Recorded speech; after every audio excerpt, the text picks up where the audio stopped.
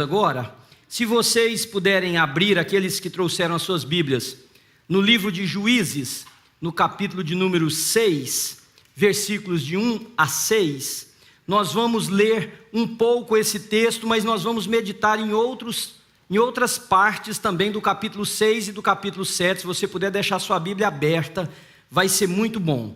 Essa mensagem, ela nasceu da percepção que eu tive ao fazer um aconselhamento. Então eu estou fazendo esse disclaimer, por quê? Porque senão você vai pensar, pastor, você usa as coisas do gabinete pastoral, então, para trazer aqui. Não é isso. É que, e não me comparando, mas só para vocês entenderem, houve um imperador chinês que as pessoas perguntavam a ele como que ele fazia para administrar o seu país de forma tão precisa, tão correta, tão em sintonia com a necessidade do povo. E aí ele disse que a cada 5, 8 anos, ele se vestia como um mendigo, como um andarilho, e ele saía com os seus guarda-costas a viajar pelas ruas, pelas estradas da China, como se fosse um andarilho. Ninguém sabia que ele era o imperador da dinastia Ming, uma das dinastias mais longevas e mais poderosas que a China experimentou. Então ele passava pelos vilarejos, pelos campos, pelas aldeias, pelas cidades, e ele anotava tudo que o povo cantava, as canções que as pessoas entoavam. Ele ia copiando, ele ia escrevendo. Quando ele voltava para o palácio, ele analisava aquelas canções e a partir dali ele entendia quais eram as necessidades do povo, porque segundo ele, ou pelo menos a pessoa que escreveu as experiências dele, disse que o povo canta as suas dores, ou o povo canta as suas alegrias. Ou seja, a canção externa o coração do ser humano. E a partir dali, ele então desenvolveu várias propostas administrativas para o seu país. Quando eu estou no meu gabinete ouvindo vocês, alguns estavam aqui no primeiro culto, outros não estarão na igreja nesse domingo, o que eu tenho? Muito mais do que ver o seu problema, eu vejo características comuns nas pessoas que me procuram, nas pessoas que Deus me dá o privilégio de ministrar. E eu vou percebendo então que há áreas que eu preciso abordar aqui no ensino da palavra, para que ela venha orientar, para que ela venha direcionar, mas para que ela venha trazer cura também. E essa semana, logo no início da semana, eu conversei com uma pessoa, e no meio da conversa ela falou uma frase, e eu ouvi a voz de Deus aqui no meu ouvido. Fala sobre isso com a igreja. Ela disse assim para mim, no momento da nossa conversa, e ela não é uma pessoa aqui da nossa comunidade. Ela falou, pastor, eu estou tão fraca, que eu não sei se eu tenho força para continuar mais um dia. Então eu não sei quantos de vocês aqui estão fragilizados hoje. No primeiro culto nós tínhamos um grupo. Vamos fazer uma pesquisa? Se você tiver coragem, não vou te apontar, ninguém vai filmar você, não vai aparecer nada, mas só para eu fazer uma leitura, dá uma levantadinha discreta assim na mão, se você está vivendo um momento de fragilidade agora na sua vida, sim, só para eu poder perceber. Isso, olha, temos um número enorme. Vamos ler o texto então? Minha oração é, Deus vai fazer alguma coisa bonita na sua vida nessa manhã. Eu creio, você crê? Você diz amém? Ok. Aliás, no primeiro encontro nosso eu disse, irmãos, que se nós aprendêssemos a dar singularidade para cada encontro de fé nosso, ele seria revolucionário. Grande problema, um dos grandes problemas é que a gente acostuma com as coisas, inclusive com as coisas sagradas. A gente vem para a igreja de forma tão mecânica que tem gente que parece que só sabe que está aqui lá pelo meio do culto. Lá pelo meio do culto ele fala assim, é aqui que eu estou, a mente dele está longe, e às vezes você está me ouvindo e está pensando nas contas que você tem que pagar na semana, às vezes você está tentando resolver os problemas na sua cabeça, e às vezes a maioria de nós não vem para esse lugar realmente crendo que isto aqui pode ser poderoso o suficiente para mudar para sempre a sua história. Para sempre. Você imagina, nós estamos reunidos em nome do Criador dos céus e da terra. Nós estamos reunidos no nome daquele que pode todas as coisas, no nome daquele que chama cada estrela do firmamento pelo seu nome, e diz a Bíblia que quando ele chama, nenhuma falta. Esse é o Senhor a quem nós estamos prestando esse culto, esse louvor, trazendo a nossa adoração nessa manhã. Então preste atenção numa história muito conhecida, livro dos Juízes, capítulo de número 6, versículos de 1 a 6, a história de Gideão.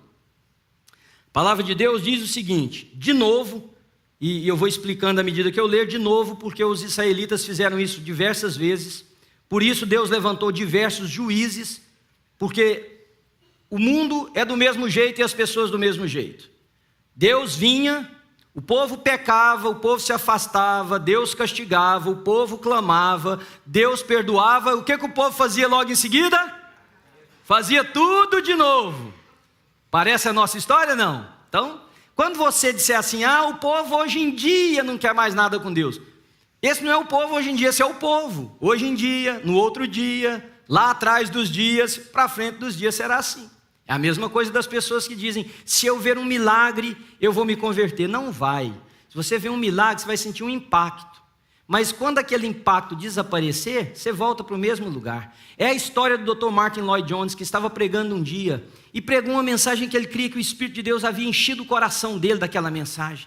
E ele pregou com o fervor que tinha na alma. E acabou o culto, foi uma bênção, oraram com as pessoas. No outro dia ele estava andando por uma das ruas de Londres, veio um homem ao seu encontro na calçada e disse, Dr. Jones, eu estava na igreja ontem quando o senhor pregou. E ele agradeceu e disse, que bom. Aí o homem disse assim, e a sua mensagem foi tão impactante, que se o senhor tivesse feito um apelo ontem, eu tinha entregado a minha vida a Jesus. Aí ele disse que olhou para o homem, levantou o dedo e disse assim, então eu faço esse apelo agora. Aí o homem disse, não, mas agora não. Aquele foi ontem, porque estava lá na igreja. Aí disse que o Dr. Jones enrijeceu o dedo, apontou no rosto dele e disse assim, então você nunca ouviu a voz de Jesus. Porque se você tivesse ouvido ontem, poderia se passar 1000 anos para alguém fazer esse apelo, que você cairia de joelhos aos pés dele. Então, irmãos, o povo, nós somos assim. Nós somos inconstantes, nós somos de um culto rápido, nós somos de um fervor que é só na derme, nós somos um povo que se sente empolgado por canções e por propostas, mas que se esquece da centralidade da palavra, e eles fizeram exatamente isso. Versículo 2, os midianitas dominaram Israel, por isso os israelitas fizeram para si esconderijos nas montanhas, nas cavernas e nas fortalezas. Sempre que os israelitas faziam as suas plantações, os midianitas, os amalequitas e os outros povos da região a leste deles as invadiam. Versículo de número 4, acampavam na terra e destruíam as plantações ao longo de todo o caminho até Gaza, e não deixavam nada vivo em Israel, nem ovelhas, nem gado, nem jumentos. Eles subiam trazendo seus animais, as suas tendas, vinham como enxames de gafanhotos, era impossível contar os homens e os seus camelos, e eles invadiam a terra para devastá-la. Por causa de Midian, Israel empobreceu tanto que os israelitas clamaram por socorro ao Senhor. Novamente, quando a coisa aperta, a gente corre para os pés do Senhor, não é assim? Aliás, as pessoas dizem assim, pastor, quando as coisas ficam apertadas, eu corro para a igreja. Você pode correr para a igreja e nunca encontrar o Senhor da igreja. Você pode correr para a igreja e encontrar o templo cheio de pessoas, mas vazio do que você busca. Porque o nosso Deus não é um Deus que habita em templos feitos por mãos humanas. Nosso Deus é um Deus que habita no coração dos seus filhos. Portanto, se a sua peregrinação a um templo nada mais é do que o deslocamento a um local, esperando que esse local tenha em si mesmo alguma mágica para transformar a sua vida, você está a perder o seu tempo. Nós estamos aqui, separamos esse lugar para ser um local de adoração a Deus, mas se nós não tivéssemos esse local, tivéssemos na praça, tivéssemos debaixo de uma marquise qualquer, se nós tivéssemos numa casa muito simples, ali o Senhor está presente por causa do seu povo, não por causa do local. Mas o que eu quero falar com vocês hoje é sobre o que eu comecei a falar, fragilidades. E todos nós passamos por momentos de fragilidades. Eu pregando aqui, eu vejo vocês, né? Eu sei onde é que você está, eu sei quem você é. Muitos são minhas ovelhas aqui, que eu tenho o privilégio de pastorear mais de perto. E eu sei quantos aqui estão com o coração nesse momento partido, dilacerado, por diversas razões. E a fragilidade, ela bate à nossa porta das formas mais inesperadas. Às vezes a gente se fragiliza porque o corpo não aguenta aquilo que está acontecendo com ele, nós conhecemos uma enfermidade. Essa é a fragilidade física. Você deita bem, amanhece com uma dor de garganta, com uma febre, e você parece que fica imprestável na cama. Já repararam? Uma coisinha tão simples. E você diz assim, mas eu estava bem ontem. Aquilo foi ontem e não é hoje. E há também a fragilidade que nós sentimos nas emoções. Quando um amigo vira as costas, quando alguém que a gente ama se vai, e o se vai pode ser realmente ir para a eternidade, ou se vai porque vira as costas para nós, porque nós perdemos o relacionamento. Nós temos aquela fragilidade da alma, quando parece que os nossos sonhos acabam, eles se despedaçam, eles não encontram mais reverberação com a vida, e a gente olha e diz assim, minha vida perdeu o sentido. E a gente se sente tão fragilizado, tão abatido, tão quebrado, tão ferido, tão machucado, tão impotente diante das aparentes situações da vida que são muito grandes. Não é? Nós somos fragilizados pela nossa pequenez. Há problemas que surgem, queridos, que são muito maiores do que a força que nós temos na mão. Muito maior do que o nosso dinheiro, muito maior do que a nossa capacidade, muito maior do que as nossas intenções. E diante destas coisas nós nos amiudamos. O povo de Israel, quando foi espiar a terra prometida, eles olharam e voltaram trazendo o relatório, e se você ler aquele relatório com atenção, você vai entender o que eu quero dizer para você. Eles voltaram e disseram, a terra é maravilhosa, realmente é uma terra que mana leite e mel, há tudo de bom naquela terra, mas nós, com acompanhamento ainda aqui na pregação para mim, brincadeira querido, mas lá naquela terra tem os gigantes, lá naquela terra tem, na beirada do mar, um certo povo, no pé da montanha outro povo, nas planícies, nas montanhas, não tem lugar para nós. E aí a frase que ele fala é assim, nós somos como que gafanhotos aos olhos deles. Ou seja, olharam a situação, se viram tão pequenos. Às vezes eu encontro situações na minha vida que eu digo, Deus, eu não tenho a menor capacidade de vencer essa situação. Em mim, eu não tenho o dom necessário, eu não tenho a percepção necessária, eu não tenho o dinheiro necessário, eu não tenho a força necessária. É uma consulta médica que o médico fala assim para você, o exame não saiu do jeito que eu queria. Você já morreu 2 vezes na cadeira antes do médico falar o que é, né? Você já imaginou como que isso... E quando essas fragilidades batem à nossa porta, existem alguns caminhos que ela nos leva. E é isso que eu quero explorar com vocês aqui nessa manhã. Em primeiro lugar, a fragilidade pode nos tornar pessoas amargas. Elas podem nos tornar pessoas duras, pessoas afastadas dos relacionamentos. E sinceramente, irmãos, para que você não imagine que eu estou falando para você, às vezes tem hora que eu tenho que olhar para o telhado, porque é tão pertinente com a realidade sua, eu não quero que você se sinta assim, eu quero que você entenda que Deus me trouxe aqui nessa manhã para ajudar você. Porque poderia ser muito bem para mim, se tivesse um espelho aqui, eu estaria olhando os meus olhos e dizendo, eu estou pregando para mim, que aliás eu prego antes de vocês, pelo menos umas 3 vezes para mim. Quando nós nos deixamos abater pelas fragilidades, elas podem nos destruir de maneiras que nós não imaginamos. Pessoas que foram abandonadas, pessoas que foram traídas, que se fragilizaram por isso, se negam a amar novamente, se negam a se dar novamente, se negam a confiar novamente, se negam a servirem novamente, e na igreja então, nem se fala. Porque muitos de vocês chegaram aqui absoluto e totalmente fragilizados por alguém. E aí você diz assim, eu não quero mais saber de envolvimento, eu não quero mais, parece com a sua história não, eu não quero saber desse povo. Algumas pessoas me dizem assim, pastor, eu venho para cá, você me larga em paz. Uma pessoa me disse isso aqui. Falei, não, largue em paz, vai ficar tranquilo, fique em paz. Eu quero ficar no canto, fica no canto. O que você quer dizer com isso? As minhas fragilidades me tornaram uma pessoa amarga. Outros, por causa das fragilidades, se tornam pessoas desencorajadas, sem sonhos, tem medo de pensar, tem medo de se ver novamente útil, tem medo de imaginar que os seus sonhos possam novamente quebrar. E na verdade, eu seria hipócrita se eu dissesse para você que eles nunca mais se quebrarão. Vários dos meus e dos seus sonhos se tornarão pedaços. Essa é a realidade da vida. Mas eu queria te estimular a sair catando os pedaços dos seus sonhos e construir com ele um mosaico que muita gente pare para observar.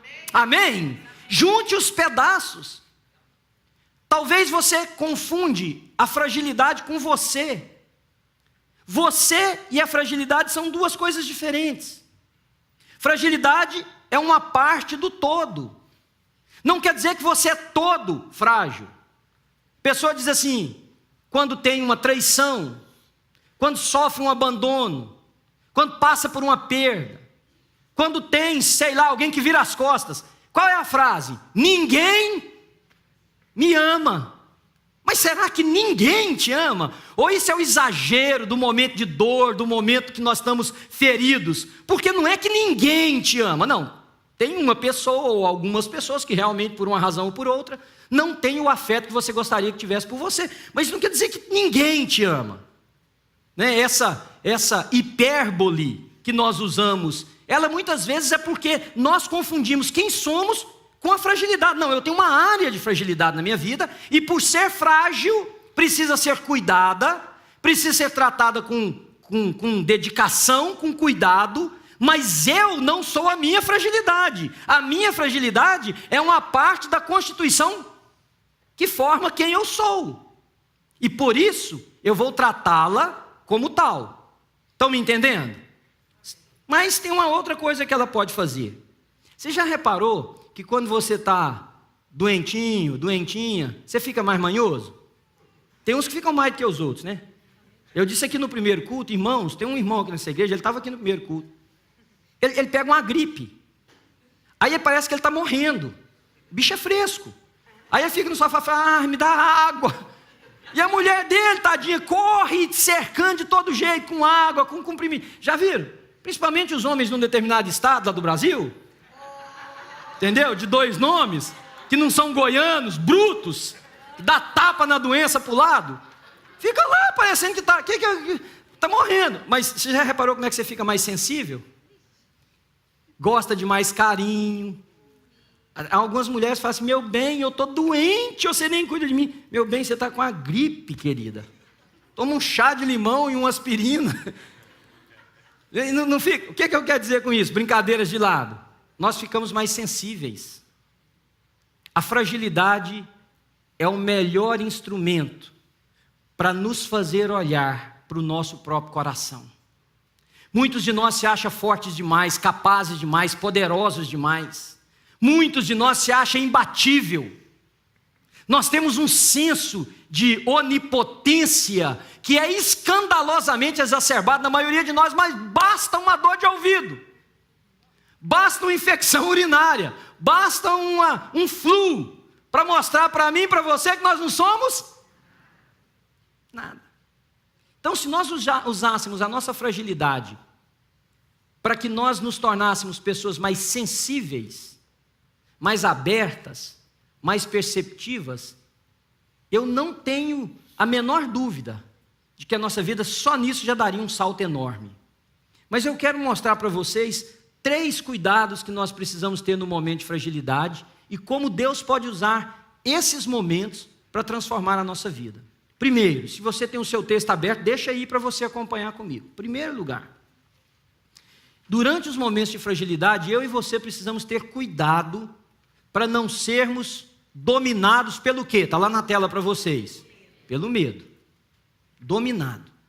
Veja, Gideão pegou o trigo, e aqui você vai ter que dar um passeio comigo por aquilo que nós chamamos dos períodos de plantação. Todo mundo aqui que já plantou alguma coisa na vida sabe que existem diferentes estações para diferentes tipos de plantas. O trigo e a uva não davam na mesma estação. Havia o tempo do trigo e o tempo da uva. Como haviam lugares diferentes para tratar a colheita. A uva era levada para o lagar, um lugar que ela era coletada e pisada para que dali extraísse o suco da uva que se tornaria o vinho. O trigo era levado para um outro lugar, onde ele era batido e as palhas eram balançadas com uma espécie de um tridente, um garfo bem grande, sempre na direção oposta de onde o vento batia, porque aí o vento levava a palha e a semente ficava no lugar em que eles estavam batendo o trigo. Gideão pega o trigo e leva para onde? Para o lugar da uva. Você pode dizer assim, pastor, uma estratégia fantástica, porque os midianitas que estavam de olho para roubar o que eles plantavam, jamais imaginavam que ia ter alguém no lagar, porque não era a época da colheita da uva, e você está certo. Mas vamos tentar olhar para além disso um pouquinho. A estratégia de Gideão foi boa. O ponto, queridos, é que o medo, ele não somente nos torna impotentes, como o medo rouba de nós a alegria de diversas áreas da nossa vida. Naquela ocasião, naquela época, o pisar da uva era algo celebrativo. Trazia-se a uva, colocava lá. Sabe quem pisava as uvas?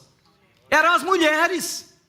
Então era coisa de família. Os homens trabalhavam na colheita, traziam, jogavam ali, as mulheres vinham e pisavam, as crianças, e nós podemos imaginar a família ali em volta, música, cântico, celebrando a Deus pela colheita e fazendo aquele trabalho. Gideão está vivendo acuado. O medo não roubou só e nem criou uma estratégia para ele. Gideão estava se privando das coisas bonitas da vida, porque ele estava tão fragilizado com os consecutivos ataques dos midianitas, que agora eles viviam em cavernas. O texto diz isso. E há um historiador que diz que pela primeira vez na história de Israel, como nação, Israel viveu dentro de cavernas. Caverna fala de lugar escuro, fala de lugar úmido, fala de lugar sem convívio familiar, sem afetividade, sem a celebração. Porque ninguém está numa caverna porque quer, está escondido. Então você não vai tocar flauta numa caverna, você não vai dançar na caverna, porque seus inimigos vão ouvir e vão descobrir onde você está escondendo. Talvez a sua fragilidade está criando tanto medo em você, que você já perdeu a alegria de viver, já perdeu os sonhos, já perdeu as expectativas, já perdeu a capacidade de crer no milagre, já perdeu a capacidade de crer que a mão poderosa de Deus pode agir a seu favor. Então eu separei para vocês uma história através da divisão que nós fazemos dos livros da Bíblia, para você entender quem é esse Deus que diz para mim e para você o seguinte: Manuel, e você põe o seu nome agora, eu te amei, eu te amo, e eu sempre te amarei. E amei tanto, que enviei o meu único filho, para que você não precisasse perecer, mas tivesse de presente o quê? A vida eterna. E não apenas uma existência, uma vida e uma vida abundante. Os seus medos, Manuel, é apenas quando você olha para você e se vê órfão. Quando você conseguir olhar para você e entender quem é o seu pai, quem é o seu Deus, os meus medos, não tem uma canção que diz isso? Os meus medos se vão? Então veja, quem é esse Deus? Ele é o Deus que nos livros da lei chamou para si um povo, escolheu, livrou com mão poderosa e concedeu a eles a terra prometida. Ele é o Deus que nos livros históricos reconstruiu o seu povo das cinzas e os trouxe de volta para a sua terra. Ele é o Deus que nos livros poéticos narra em versos o seu amor pelo seu povo e nos convida a intensificarmos o nosso amor por Ele. Ele é o Deus que nos livros proféticos nos chama a voltarmos para o caminho correto, a não bebermos das águas estragadas, das cisternas rotas e podres, e nos lembrarmos que só o Senhor, o nosso Deus, é fonte de água viva. Amém, queridos? Ele é o Deus que nos evangelhos narra a história do seu amor por nós, tão grande, que deu o seu único filho, para que todo aquele que nele crê, não pereça, mas tenha a vida eterna. Ele é o Deus que no livro histórico do Novo Testamento, no livro dos Atos dos Apóstolos, fala da certeza de que a igreja do Senhor nasceria e cresceria de acordo com a sua muito poderosa intervenção e o derramar do seu Espírito que nos renova. Ele é o mesmo Deus que nas cartas do Novo Testamento revela a verdadeira posição do cristão e a nossa comunhão com Ele. E por fim, Ele é o Deus que no Apocalipse revela o seu poder, majestade, afirma que muito em breve Ele virá com poder e grande glória para buscar a mim e a você, para nós estarmos com Ele na eternidade. Você pode dizer amém, querido? Amém. Esse é o nosso Deus, esse é o nosso Deus. Portanto, na fragilidade, eu tenho umas centenas de referências para que eu possa olhar e dizer realmente, Eu não tenho toda a capacidade, aliás, às vezes muito pouca. Eu não tenho a saúde melhor do mundo, eu não tenho todo o dinheiro, a beleza, isso ou aquilo.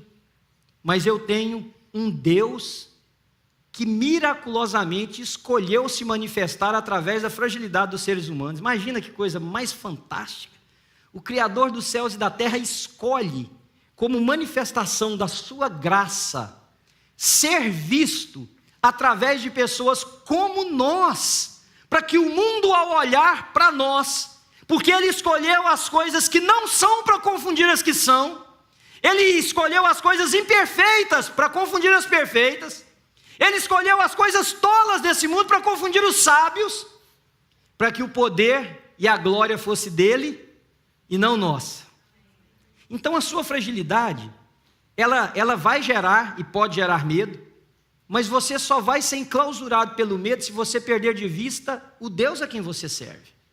Segundo, eu e você precisamos ter cuidado para que nos momentos das situações mais difíceis, nós não olhemos apenas para as nossas possibilidades. Porque quando a dificuldade bate na nossa porta, nós fazemos um assessment, nós fazemos um inventário. O que é que eu sei? Que maneira que eu posso lidar com isso? Como é que eu posso vencer? E se eu e você falharmos, se eu e você olharmos apenas para as nossas possibilidades, vão acontecer duas coisas. A primeira, nós vamos encontrar a nossa limitação. Você não é a pessoa mais bonita do universo. Você já viu homem e mulher casados, que o cara é casado com uma mulher linda, por exemplo, aí de repente ele larga dela por uma mais feia? Já viu isso? Aí você pensa assim, mas esse cara é doido. E eu acho que aquela bonitona ficava pensando aqui, eu estou segura para o resto da vida. Que nada, queridos, que nada. Ou vice-versa. Você já imaginou que você estava absoluto e totalmente seguro, só para ver o seu mundo desmoronar, como um castelo de areia quando vem a água do mar? Talvez seja exatamente por isso que a Bíblia diz assim, aquele que pensa está de pé, cuide para que não caia. Porque quando eu, no momento da fragilidade, olho só para mim, talvez a coisa mais fácil às minhas mãos é um suicídio. Porque eu vou perceber que eu sou limitado, que eu sou mais fraco do que o que eu pensava, que eu tenho menos capacidade do que eu imaginava.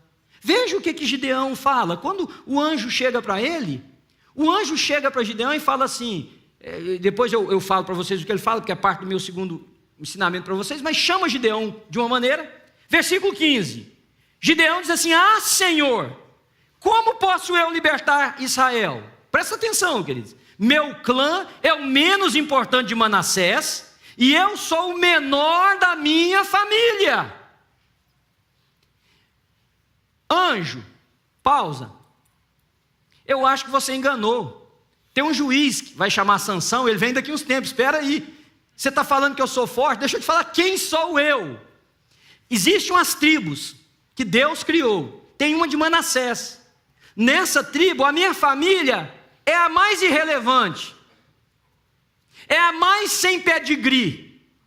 E dentro dessa família, se não bastasse, eu ainda sou a rabeira.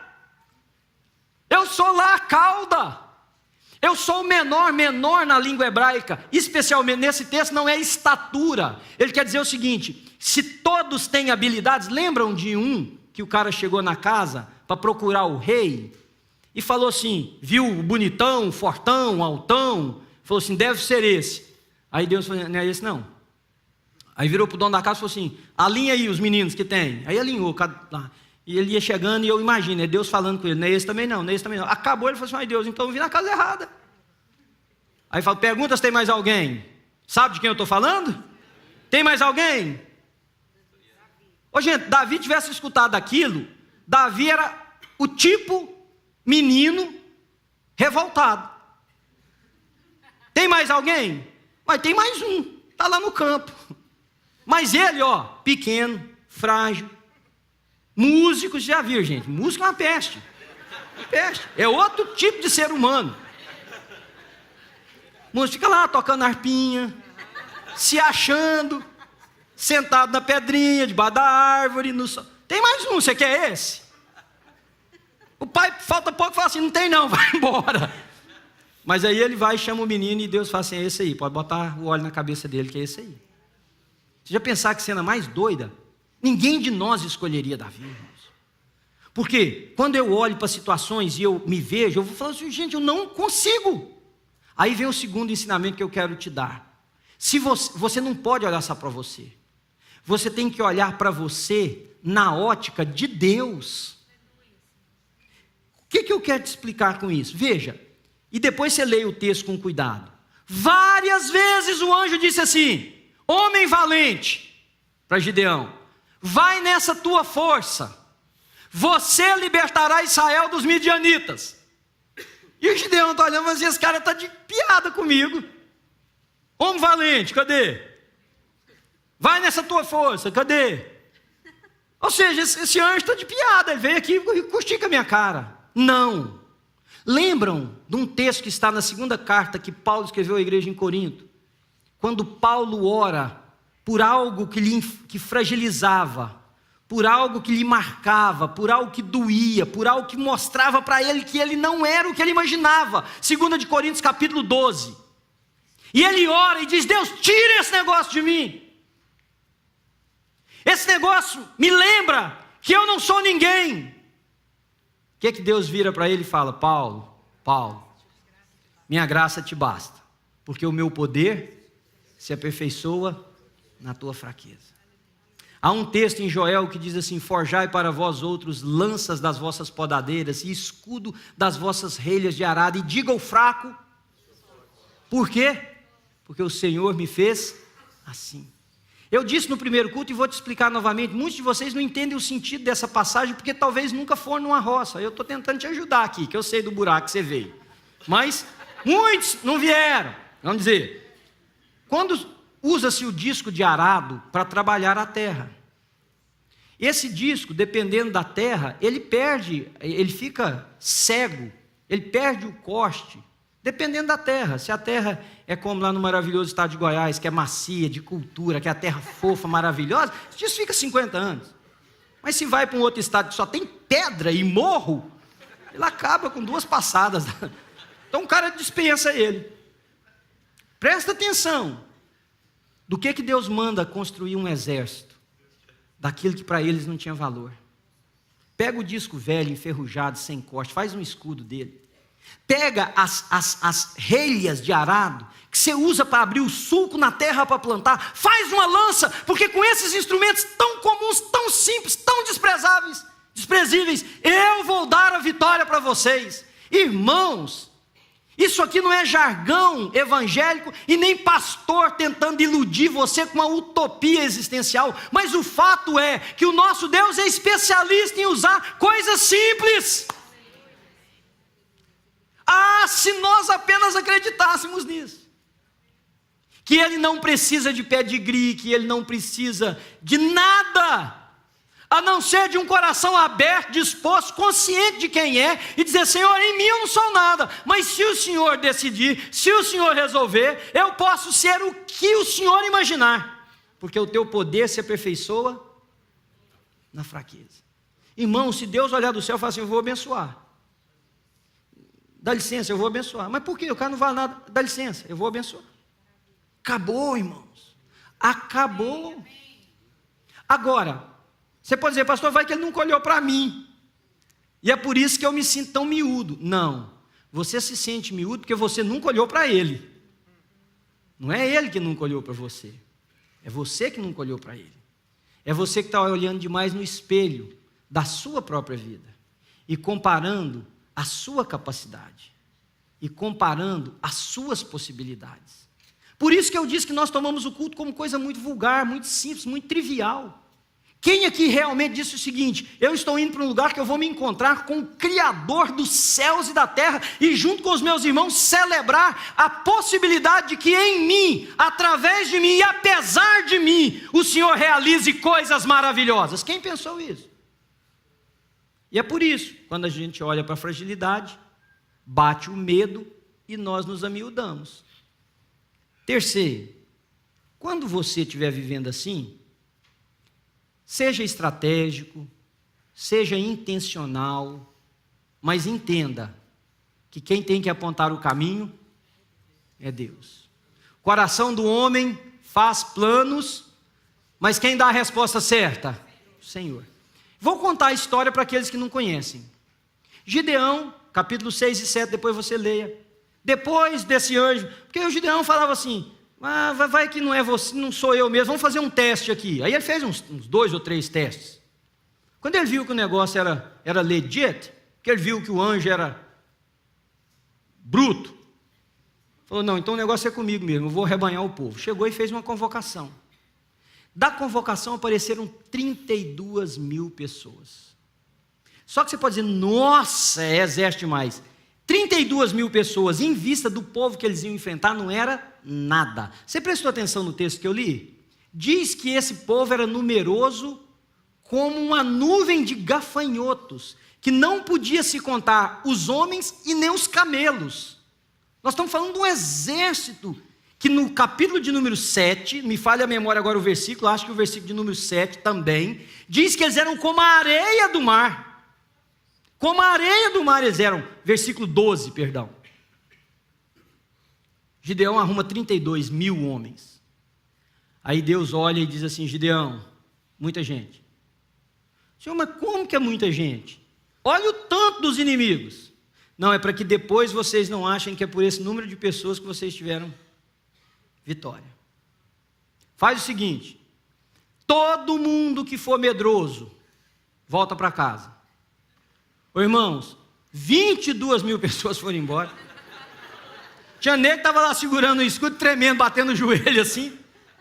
22 mil pessoas.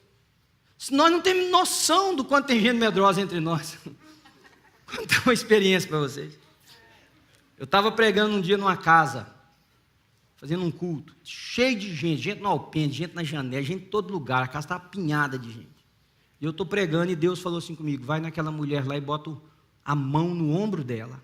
Mulher assim me olhando, do outro lado assim, da sala. Como eu tenho mania de ensinar andando, e acho que o povo nem reparou quando eu levantei e andei para o lado da mulher. Cheguei lá, fiz o que Deus me mandou. Estendi minha mão, botei no ombro dela. Irmãos, quando eu fiz isso, essa mulher botou as 2 mãos assim no meu peito, ó, e ela voou para trás uns 5 metros.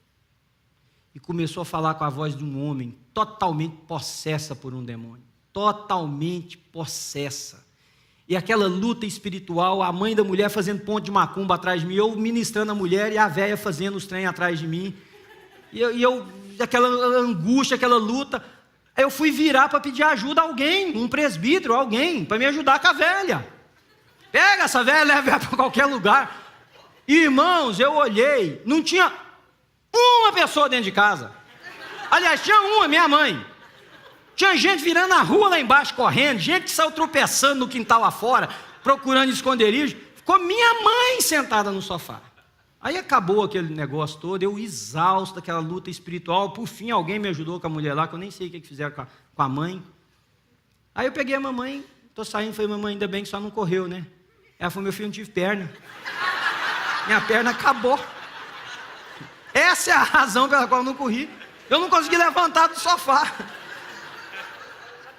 Esse é o tipo dos crentes. Um dia que nessa igreja, irmãos, nessa igreja, nós estávamos com os bancos aqui, ainda tinha uma pessoa que ficou endemoniada lá atrás, numa reunião de oração nossa. Ó. Teve gente que quase subiu aquela parede ali para o 2º andar, ó, igual o Homem-Aranha. Teve um irmão que ficou preso debaixo de um banco. Eu falei, o que você está fazendo aí? Ele falou, estou engastalhado. Fui esconder. Esse é o tipo Deus diz, manda o medroso embora. Foram 22 mil embora. 22 mil pessoas foram embora. Ficaram 10 mil. Aí Deus diz assim, ainda é muita gente, Gideão. Presta atenção, querido, nós precisamos ser estratégicos, nós precisamos ser intencionais. Mas se nós queremos ter vitória na fragilidade, nós precisamos entender, quem tem que apontar o caminho é o Senhor. Tá, o que eu faço agora, Deus? Manda o povo beber água. E, aliás, eu nunca encontrei um estudioso da Bíblia. Eu já encontrei gente que inventa. Porque que mandou de um jeito, não mandou do outro. Lá no céu, eu quero perguntar para Deus, Senhor, por que tinha um que beber igual o cachorro, o outro trazer a mão na... O que tem de errado entre uma coisa e outra? Mas, anyway, isso é com Deus. Chegou lá, manda beber água. Gente, bebe água todo mundo aí. Aí, um bocado trouxe a água na boca, um bocado lambeu a água, como igual um cachorro bebe água. Aí Deus disse, esse daí manda todo mundo embora. 9.700. 9.700 foram embora. Numa contada só. Fica Gideão e mais 300. Deus olha e fala, Gideão, com esses 300 homens, eu darei vitória a Israel. A luta nós temos que enfrentar, mas quem dá a vitória? É o Senhor, queridos. Portanto, quando você estiver fragilizado, se você se voltar para você mesmo, você vai morrer. Você vai se fechar no porão da sua existência, você vai se trancar na história feia da sua vida. Você tem que entender que, embora frágil, que embora abatido, que embora sem as qualidades necessárias, que embora sem as armas necessárias, Deus pode usar você de forma maravilhosa. E a vitória dele, irmão, se você não leu o texto, leia depois. Deus diz assim para ele, vai lá e escuta o que eles estão conversando. Sai Gideão e vai escutar o que o povo, o exército está conversando. Eles estavam conversando sobre uma visão, uma coisa, longa história curta, com 300 homens. Deus dá a vitória contra o exército de Midian, que era, segundo alguns historiadores, pasmem vocês, segundo alguns historiadores, 1.500 vezes maior. 1.500 vezes maior os que estavam naquele acampamento.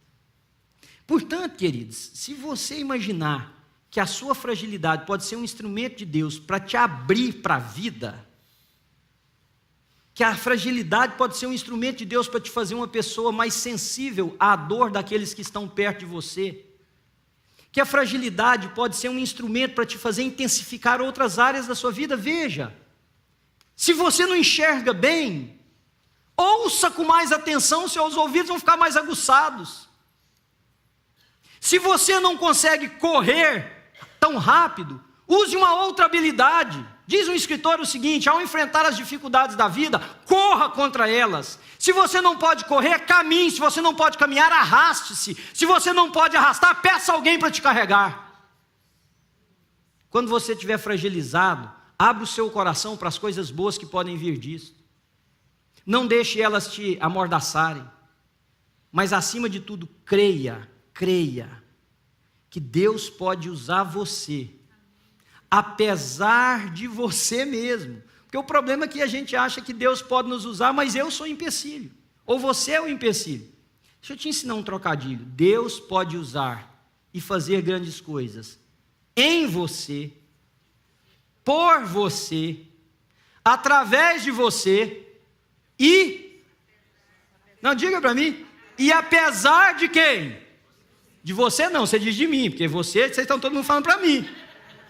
Apesar de você. Então para com esse negócio de você imaginar que Deus para te usar, você tem que ter as credenciais necessárias. Líderes de pequeno grupo, às vezes me dizem, pastor, eu não tenho condição para isso. Não tem mesmo. Você acha que eu tenho condição de pastorear?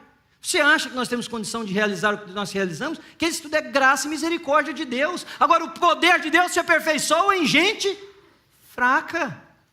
Mas em gente fraca, que confia no poder do Senhor. Nós vamos encerrar o nosso culto orando, como fizemos no primeiro, mas eu quero mostrar um vídeo para vocês. Eu espero que esse vídeo te inspire. Eu espero que esse vídeo mexa com você. E logo depois disso nós vamos orar e trazer as nossas fragilidades diante de Deus e clamar por um derramar do Espírito nas nossas vidas. Amém? Então vamos ver o vídeo.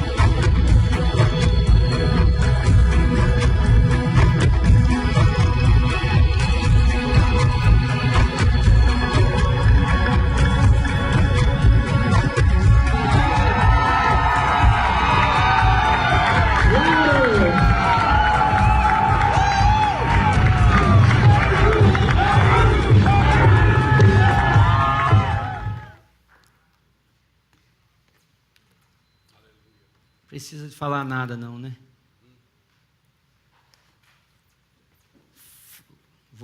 Você tem fragilidade?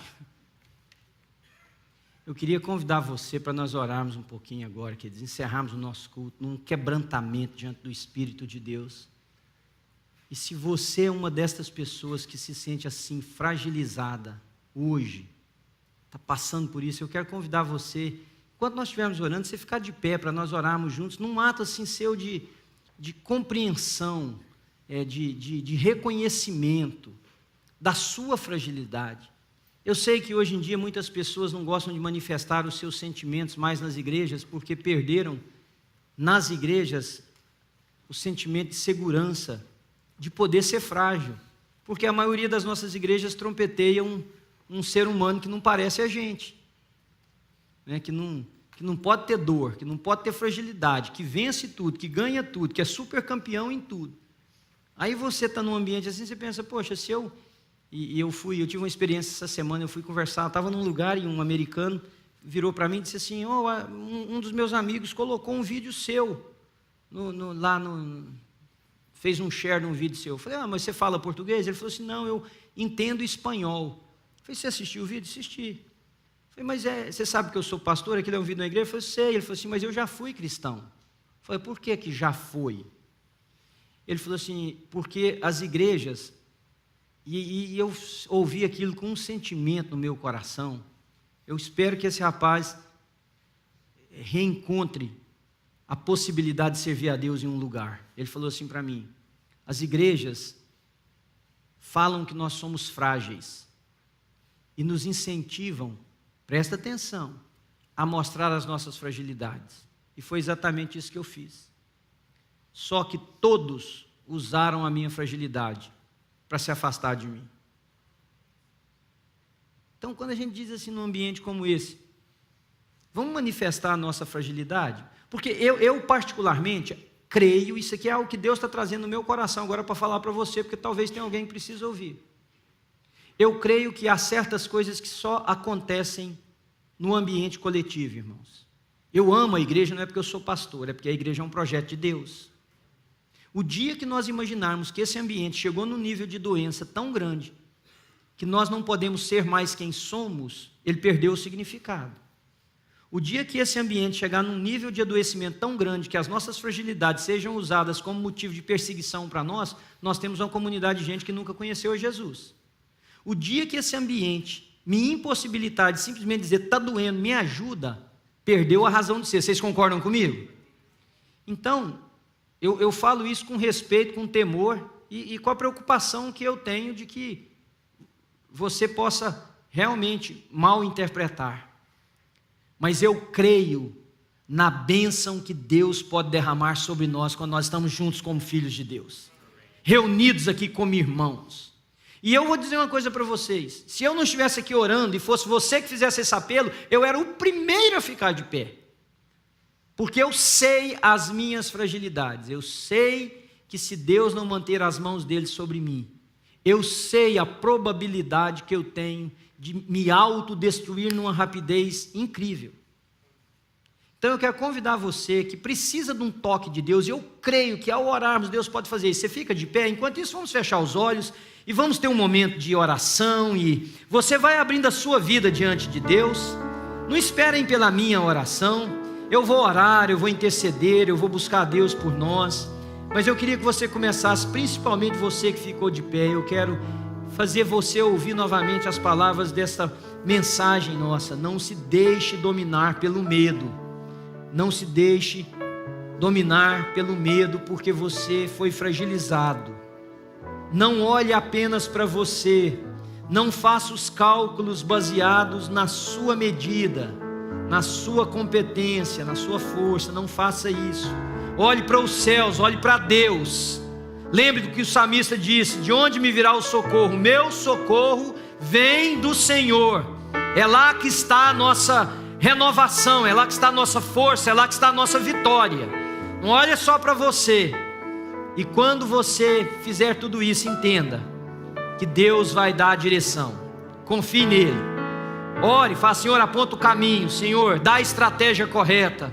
Senhor, dá a direção que nós devemos seguir, Pai, em nome de Jesus eu te peço. Senhor, eu oro agora pela nossa comunidade, eu oro por esse tempo que passamos juntos, eu oro pela manifestação do Senhor através do coral, através da nossa equipe de louvor, através das nossas orações e da pregação da palavra. Eu oro, ó Deus, e agradeço ao Senhor pela manifestação do Teu Espírito no coração de cada pessoa.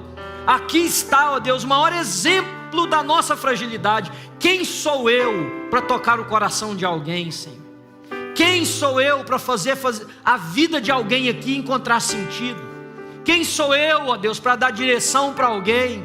Quem somos nós com os nossos instrumentos ou as nossas canções para fazer com que alguém dê um mergulho na alma tão preciso e tão profundo que saia de lá uma nova pessoa?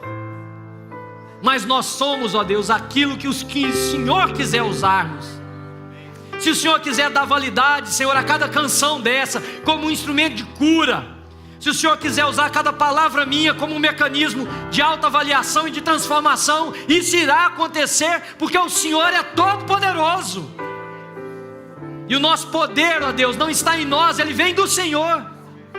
O Senhor é aquele que é capaz de sobrenaturalmente agir nesse ambiente, derrubar barreiras, reconstruir histórias, livrar, ó Deus, transpor, ajudar, pegar pelas mãos, carregar no colo. É o Senhor que pode derramar bálsamo que cura aqui nessa manhã, Senhor. E eu creio nisso, Senhor, eu creio nisso. Eu creio, Senhor. Eu creio, Deus, que o Senhor vai fazer isso. Não é à toa que o Senhor falou aos meus ouvidos para trazer essa mensagem. Tem alguém, Senhor, que vai sair desse lugar edificado. Tem alguém entre as tantas pessoas nos assistindo agora pela internet que vai ser edificado, que vai ser tocado. Senhor, nós somos pessoas fragilizadas de tantas maneiras e por tantas vezes, Senhor. Há momentos em que a nossa história de vida dá um revés. E, ó Deus, parece que toda a nossa história entra numa escuridão, Senhor. Tem horas que parece que as coisas viram de tal maneira que parece que o nosso mundo fica upside down. Parece que nós nos perdemos no cipoal da vida. Parece que a nossa voz, ela sai da boca, mas ela se perde no espaço sideral. Ela não reverbera de volta nos nossos ouvidos. Parece que ninguém nos ouve. Ou às vezes parece, Senhor, que o teto da nossa casa, dessa igreja, é blindado com aço. Parece que o que nós gritamos aqui não passa do teto. Mas nenhuma dessas coisas é realmente verdade, Senhor. Verdade é a dor que nos assedia. Verdade, Senhor, é a fraqueza que nos alcança. Verdade é a demonstração clara da nossa impotência. Isso sim é verdade. Mas verdade também é, Senhor, que tudo que nós precisamos fazer é olhar para o Calvário. Verdade também é, Senhor, que tudo que nós precisamos fazer é levantar um pouquinho a mão e dizer: Senhor, segura nas minhas mãos, Senhor. Segura, Pai, porque se o Senhor não me sustentar. E é aí, Senhor, que talvez, como o Senhor disse ao profeta Isaías, o Senhor possa dizer a alguém aqui nessa manhã: não temas, nem te espantes, eu sou contigo. Eu sou o Senhor teu Deus, que te tomo pela minha destra e te sustento com um braço forte. Frágil nós somos, Senhor. Aliás, a Bíblia diz que o Senhor conhece a nossa constituição. Nós somos pó, somos inconstantes.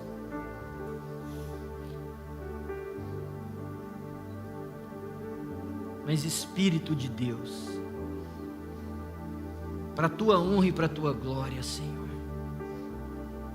coloca no coração desta pessoa que precisa, Senhor, que é exatamente na fragilidade que o poder de Deus pode ser visto de forma mais esplendorosa em nós.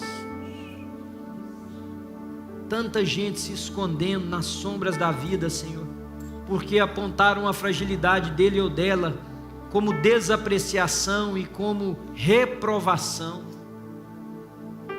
É verdade que o mundo pode nos reprovar por nós não sermos os mais capazes, os mais bonitos, os mais eficientes, os mais talentosos, os mais ricos. É verdade. Mas aos teus olhos, Senhor, e para sermos usados pelo Senhor, é tudo que o Senhor precisa, é de um coração contrito e quebrantado. Portanto, quando eu sou fraco, aí é que realmente eu tenho possibilidade de ser forte. Então, Senhor Jesus, por misericórdia, Espírito de Deus, vem renovar a New Life nessa manhã. Derrama aquele bálsamo de Gileade, que é o bálsamo que era usado para curar as feridas do povo, que é um protótipo de Cristo Jesus. Espírito de Deus, vem ao nosso encontro nessa manhã. Derrama de forma abundante a tua graça sobre nós. Derrama de forma sobrenatural esta alegria no coração de cada um dos que estão aqui nessa manhã, sabendo que tudo que nós precisamos, ó Deus, é deixar o teu poder se aperfeiçoar na nossa fraqueza. Inspira-nos, Senhor, como aquele homem, porque muitas vezes, ó Deus, nós nos amildamos, fomos para o claustro da nossa existência, para o porão da nossa vida, para a caverna. Entender que sem pernas nós podemos correr a corrida mais forte que uma pessoa, que um atleta de alto nível pode correr. Entender, Senhor, levanta cada pessoa aqui hoje, ó Deus. Entender que pode amar com mais intensidade, pode servir com mais disposição. Pai, eu repreendo pelo poder do teu nome, Senhor, espírito de autocomiseração que tenta cercar-nos tantas vezes e nos fazer caminhar para o profundo, dizendo que nós não somos nada, nós já sabemos, Senhor. Não há novidade nenhuma nisso. Mas no Senhor, em Ti, nós podemos ser muito mais do que nós pensamos ou imaginamos. Obrigado, Senhor, pela Tua palavra. Deus, eu oro para que o Teu Espírito agora pegue essas palavras e coloque no coração das pessoas. Eu oro para que as canções que nós cantamos aqui, elas que já provavelmente estão esquecidas na mente da maioria das pessoas, traga agora, Espírito de Deus, como por um milagre, faça lembrar as canções que nós cantamos aqui. Deus está aqui, God is here and He is able, para nos sustentar, para nos levantar, para nos encorajar, para nos transformar, para nos usar para Ele. Leva-nos, Senhor, para os outros, leva-nos para as nossas famílias, leva-nos para os nossos amigos, leva-nos para as nossas comunidades de fé, restaurados, cheios de sonhos, de projetos. E eu queria pedir a você que ficou de pé, coloque a mão no seu coração e faça a sua oração para Deus, faça um compromisso de renovação da sua vida com Deus. Apresente-se a Ele, enquanto eu quero orar por alguém que está aqui nessa manhã, que não conhece ao Senhor. Eu quero orar por conversão, eu quero pedir a Deus que te chame com uma voz tão irresistível, que você se prostre diante dEle. Senhor Jesus, eu peço ao Senhor que o Senhor salve alguém aqui nessa manhã. Quem sabe, Senhor, está aqui uma pessoa que pelas feridas e as fragilidades da vida já tinha se distanciado de Ti. O Senhor preparou essa manhã, Senhor, para mostrar para ela ou para ele que exatamente a Tua graça se manifesta no momento em que ele mais ou ela mais pensavam ser párias, escórias da vida. E eu oro para que haja conversão aqui nessa manhã, Deus. Com tudo isso, ó Deus, os Teus filhos, povo do Senhor reunido aqui, nós enchemos é como o salmista disse, a nossa boca se encheu de júbilo, de alegria. Obrigado a Deus, obrigado, obrigado.